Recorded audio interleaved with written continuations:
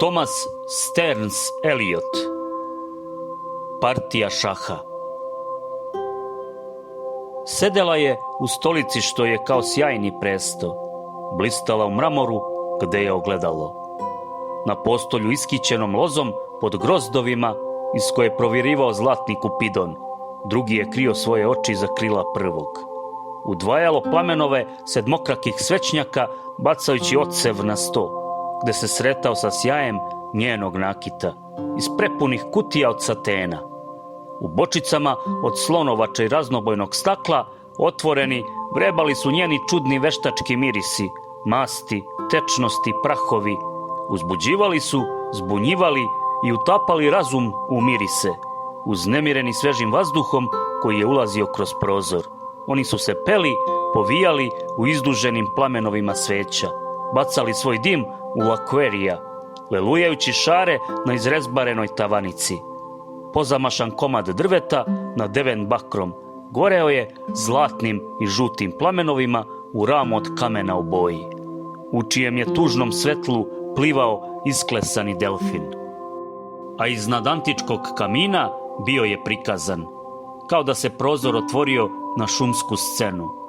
Preobražaj Filomele, koji je varvarski kralj tako surovo silovao, pa ipak tamo je Slavuj ispunjavao pustinju svojim nepovredivim glasom, a ona je još plakala i svet sa njom. Dživ, dživ za prljave uši i drugi sparušeni patrljci vremena bili su prikazani na zidovima, prilike što zure nagnute naginjale su se i utišavale zatvorenu sobu. Koraci su se vukli po stepenicama. U svetlosti vatre pod četkom njena kosa svetlucala je u varnicama, presijavala se u rečima i padala divlje mirna.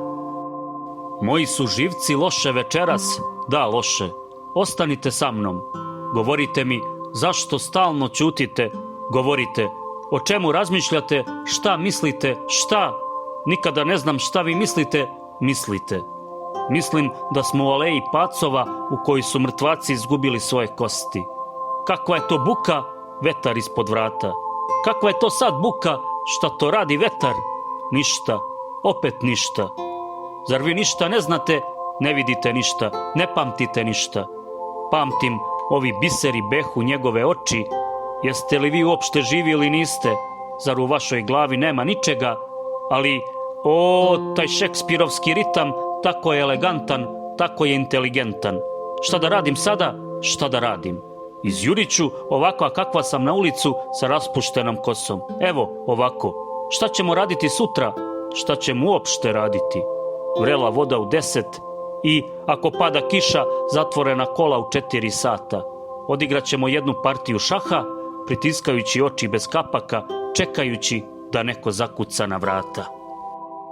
Kada je Lilin muž bio demobilisan, ja sam joj rekla, nisam baš birala reči, u lice sam joj rekla, požurite molim vas Fajront, Albert ti se vraća, doteraj se malo. Zaželeće da zna šta si uradila sa lovom koju ti je dao. Da namestiš zube, predamnom ti je bre dao. Povadi sve Lil i namesti nove. Rekao je, baš tako je rekao, ne mogu više da te gledam. Ni ja rekao, zamisli samo jadnog Alberta, proveo je 4 godine u vojsci i sad hoće dobro da se provede. Pa ako ga ti ne zadovoljiš, naći će se druge, kažem ja njoj.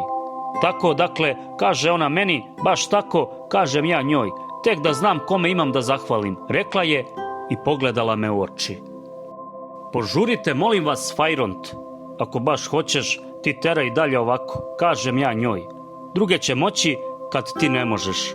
Ali ako te Albert ostavi, nemoj da kažeš kako ti nisam rekla. Treba da se stidiš, kažem ja njoj, što izgledaš tako stara, a tek joj je 30. Šta mogu, rekla je i snuždila se. To je od onih pilula koje sam uzela da se oslobodim, rekla je. Već ih ima 5 i skoro je umrla za malim Đorđom. Apotekar mi je rekao da će sve biti u redu, ali ja više nisam ona ista. Ti si prava budala, kažem ja njoj. Šta, onda ako Albert neće da te pusti na miru? Zašto si se udavala kad ne želiš da imaš dece? Požurite, molim vas, Fajront. I tako te nedelje Albert je bio kod kuće, imali su kuvanu šunku. Pozvali su me na večeru da je sladimo onako vruću. Požurite, molim vas, Fajront. Požurite, molim vas, Fajront. Laku noć Bill, laku noć Lu, laku noć May, laku noć, bla bla, laku noć, laku noć. Laku noć gospe, laku noć slatke gospe, laku noć, laku noć.